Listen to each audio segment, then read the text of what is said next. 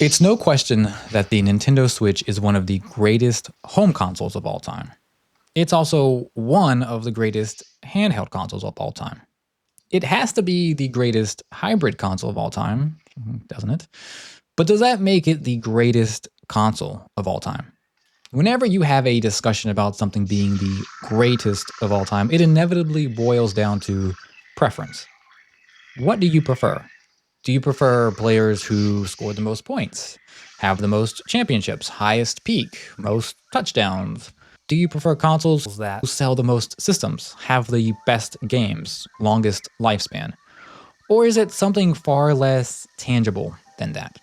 A feeling, maybe something unique to you. It's impossible for us all to settle on a single greatest console of all time because times change, our preferences change. What we played at our gaming peak isn't the same thing others played at theirs. So while consensus about which console's the GOAT is pretty much impossible, now that Nintendo has unveiled the Switch 2, I think we can look back on the Switch's life and see just how great it was.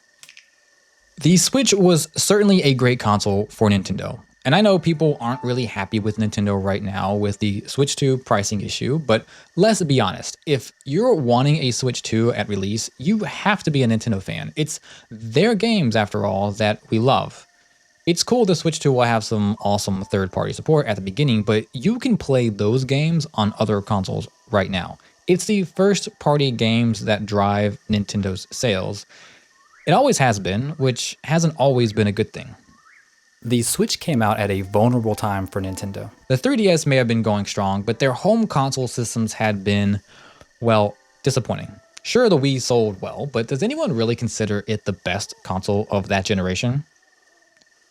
And the Wii U was an utter failure. Great console, as talked about here, but an abject failure nonetheless. They were in desperate need for a success, as were we.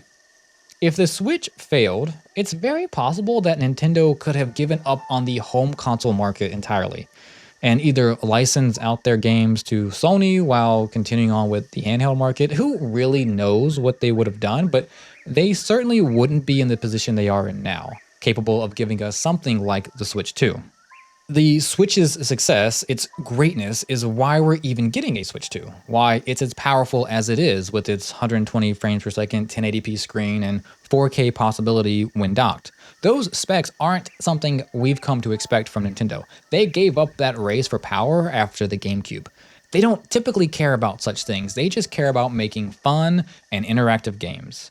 And while their previous consoles highlighted their desire to develop new and unique experiences, the Switch was the first time they really managed to pull that off successfully. They took what they learned from the Wii and Wii U and were finally able to deliver something everyone could appreciate. Playing on your couch with a screen in your hand was intriguing for the Wii U, but you were still tethered to the console. But being able to take your games anywhere you want? Now that's mind-blowing. I'm fairly confident the Switch will end up as the highest selling console ever, unless Sony finds a few million more sales lying around. You just don't sell that many consoles without being great. Oh, and no one bought a Switch because it was the cheapest DVD player on the market. Sorry about that. Part of the Switch's greatness stems from its ability to strike the perfect balance between power and portability.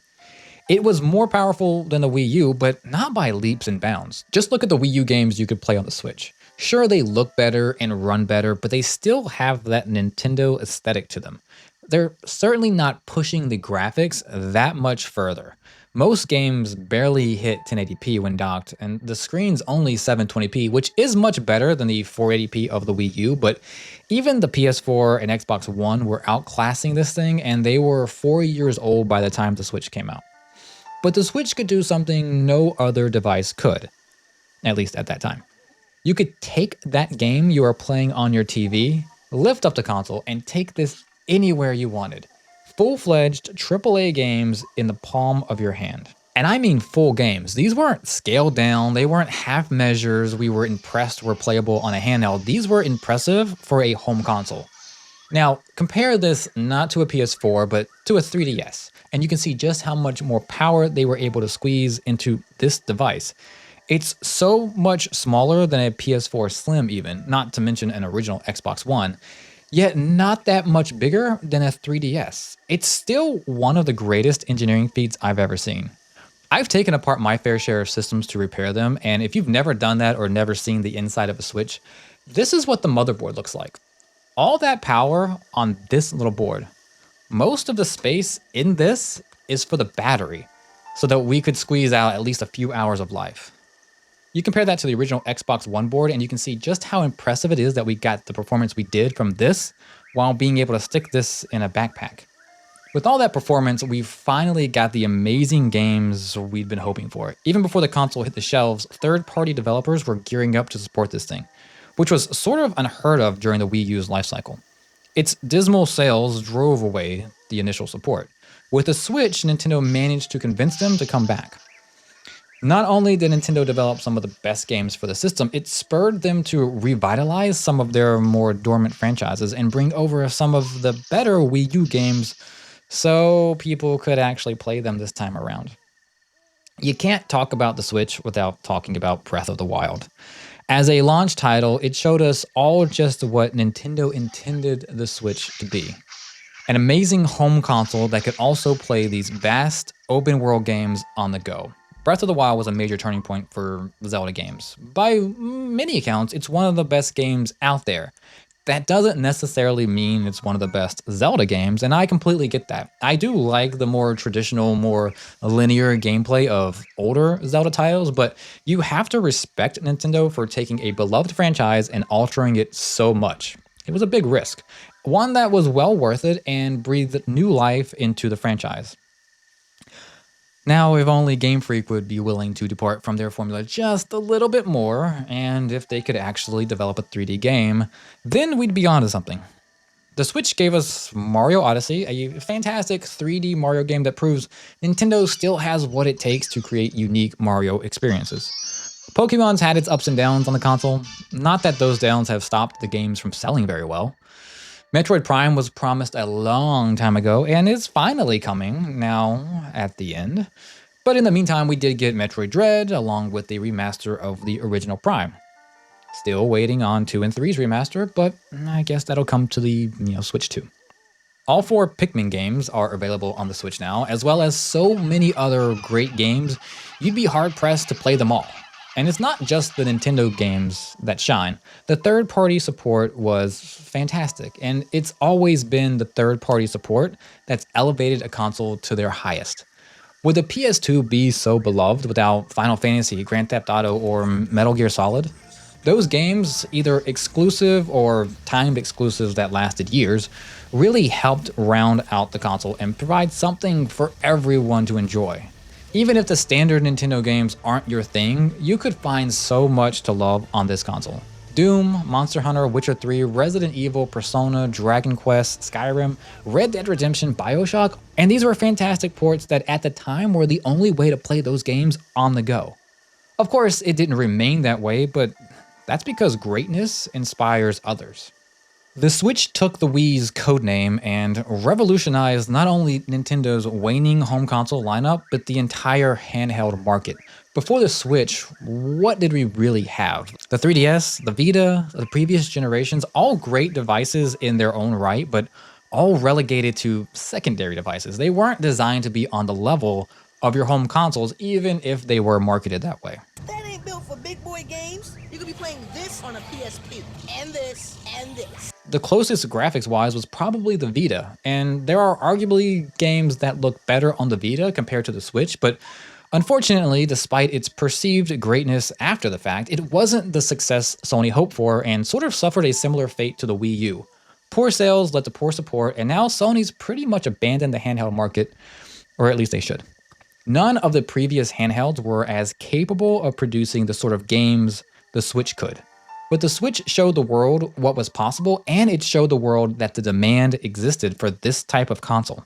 Today, we're gifted with so many handheld PCs because of the Switch. I could argue that without the Switch, devices like the Steam Deck and ROG Ally wouldn't even exist. I don't think these companies would have taken the risk involved in developing such a device for an unproven market.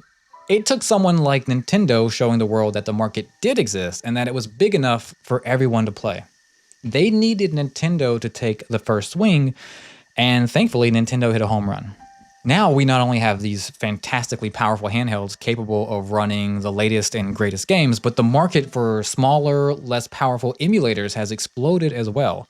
They're no longer just the cheap, junky devices you were kind of worried might catch fire in your backpack, but legitimately well made handhelds capable of playing some of your favorite retro games and sometimes even Switch games. I think anyone who loves gaming on the go has to respect what the Switch did for the market. It really helped mature the segment and has ushered in a golden period of handheld gaming. It's really amazing what the Switch has been able to accomplish over its extended life, despite constant calls for a more powerful device. We've all kind of been on a roller coaster since the Switch came out. When the Switch came out in 2017, I remember it being in short supply initially. I wasn't really invested in gaming at that point. I had only recently bought a 3DS to get back into gaming, so I was very much content with that console, and I certainly didn't need another handheld. I did buy a Xbox One S later in 2017 and a PS4 Slim in 2018, but I still love to watch videos about the Switch, and I knew it had a ton of games that I wanted to play.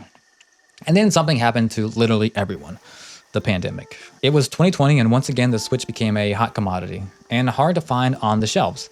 That's also the exact moment I, like so many others, wanted to buy a Switch. I got lucky and managed to buy one around April or May of 2020 and finally got to know what it was like to play Breath of the Wild on my couch because there was nowhere else to go. Still, I loved it and I played it, alternating between my 3DS and Switch as I ran through all the Mario and Zelda games and caught up on some Pokemon. But even back then, people were begging for Nintendo to release a more powerful console, wanting either the Switch 2 or just a Switch Pro. Instead, Nintendo did what Nintendo does best, and they released a revision. We got the Switch Lite, a purely handheld device capable of playing pretty much everything. It's great for those who really only play on the go, and maybe it would be great for kids, but I never considered it for myself. I do mostly play in handheld mode, but I do play Mario Party and Kart with my kids, so docked mode is a necessity. But loving handheld mode is what drove me to get the other revision, the OLED model. That screen is totally worth the upgrade. It's not only bigger, but more vibrant. The colors just look so much better and everything just pops. And unlike the 3DS XL, where the bigger screen has the same resolution and therefore looks a bit worse, here, even though the bigger screen has the same resolution as the LCD model, it doesn't look worse. It still manages to look great. Besides the OLED screen, the OLED model also fixed a few deficiencies with the original model, namely that the kickstand is actually worth something this time around, along with adding more onboard storage space. Overall, the OLED model feels like a more premium device, glass on the front instead of easily scratched plastic, and soft plastic on the back. You can just tell how successful the Switch was because Nintendo put all that success, all that profit into making a premium revision instead of cheapening out like they have in the past.